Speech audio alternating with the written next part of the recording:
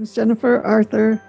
I'm a married mom of 3, and I do not work outside the home right now. I have MS, which gives me some physical limitations, but I love music and going to concerts, especially Keith Urban. I think clutter's kind of been a thing forever. I'd say it got worse in the last, since I had kids, because then it was all the kids stuff I could buy. I would go shopping kind of to oddly escape my house and my clutter, but I would get like a little high from that, and then I would get home and be ashamed and maybe even like hide stuff in my piles or leave it in the car so my family didn't see that I'd been there again.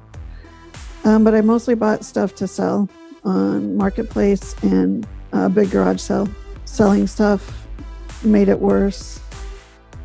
My entry room to my house was like a store/storage room with all this stuff that I bought to sell. Clothing racks and bins of stuff to sell underneath all the stuff, but as well as my stuff. And then I don't know where to put this stuff. So it was really embarrassing to have anybody walk through there. Literally every time I walk in the house, I just felt heavy and depressed and hopeless, ashamed. And I would like wall myself off in my family room with my chair and my little cubby right next to it with all my stuff that I needed.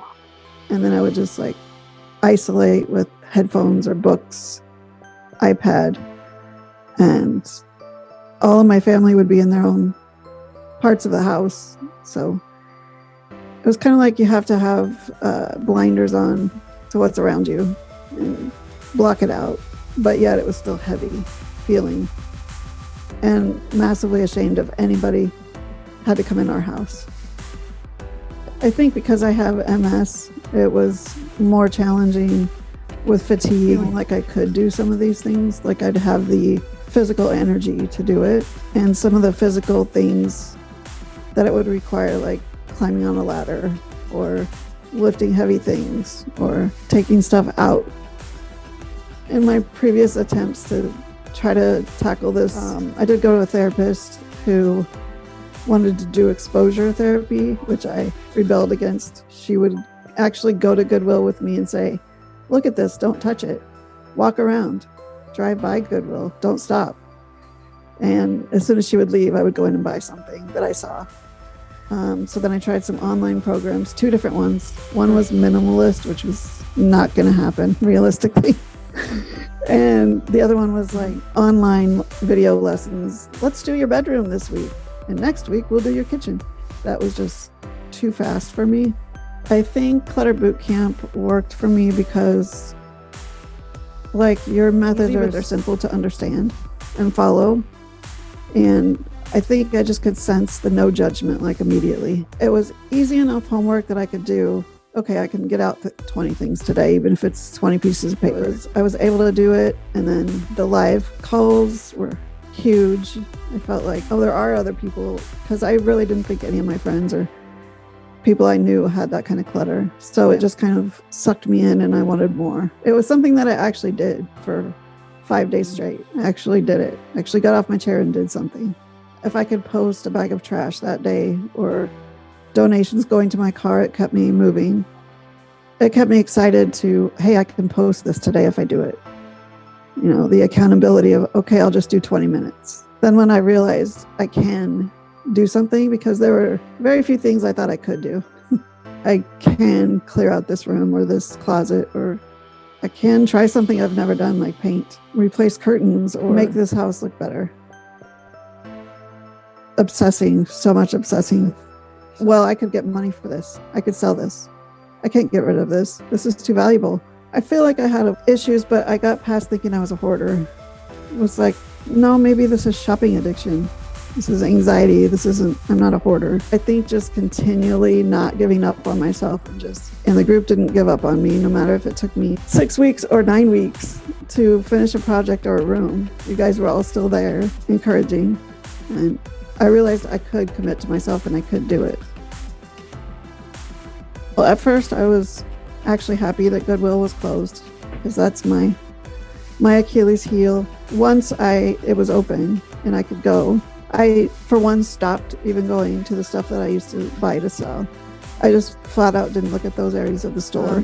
But then it was like different attempts of, okay, I'm going to go, but I'm not going to buy everything that I see that I might want. Filling the cart, putting stuff back. It finally got to a point where I started asking questions. Like, I could hear Jess and Colleen in my head, like, do I need this? Do I have a place to actually put it? Would I use it? Do I have something else like it? Like, could I go shopping in my own clutter? So it was way different. I didn't think my front room would ever be cleared. And Colleen just said, well, you love Keith Urban and you have stacks and bins and full of stuff that's just sitting in a mountain. Why not make that room your little oasis of the thing you love? And kind of created a vision of like, it could be like a store or a display room. And that's literally the only thing that kept me clearing that room, because that was the room that all the stuff from other rooms went to, kind of shifting for a while, and this room will never get cleared. And it kept me going forward. Every room is redone in our main level of the house. You know, I hate this paint color. I've hated this paint color in my bedroom for years on end. Well, why don't you make it a place you like? So, and then finding out, what do I like? I didn't really know what I liked. I bought stuff that I didn't even use. Purses, bags, wallets. I don't use those. Why do I have those? What clothes do I like? Why am I not wearing the clothes I like? Why are they just sitting there? And it was like tons of questions. And just start. That was the other thing. Like, when your bedroom's so full you can't really see the floor, where do you start? If you have nowhere to put this stuff while you do it, where do you start? Just start. And I kept seeing it all as a Tetris game. It'll eventually move out, or where it has to go, because it can't all stay here. No matter how much I try to fight. I want this, I need this, I might need this. So I might need this rack of bins. I might need all of those bins. It eventually worked itself out. It kind of changed to, I'd rather have the space than all the stuff. It feels just so much lighter. Like, I don't walk in and dread it.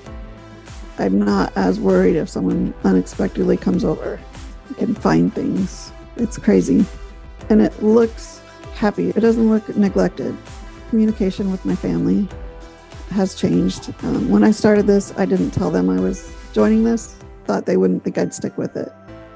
And then literally every thing I brought up to my husband, thinking he would say no or have a negative reaction or not be willing to do, he said yes, do it.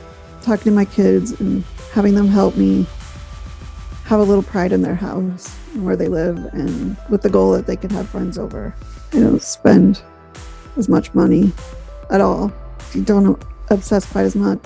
I can find things. I don't buy multiples of things. And I think just self-esteem, like, I did the hardest thing, truly the hardest thing, the biggest battle that has been blocking me for so long. I did that. That's crazy insane to me that I stuck with it and then I did it and committed to myself. And it wasn't easy, but it was worth it. If you're on the fence at all about doing this, do it. It can change every aspect of your life, not just clutter. Just totally do it. Like, it saves you money. It makes you feel better. It makes your family feel better. It's totally life-changing.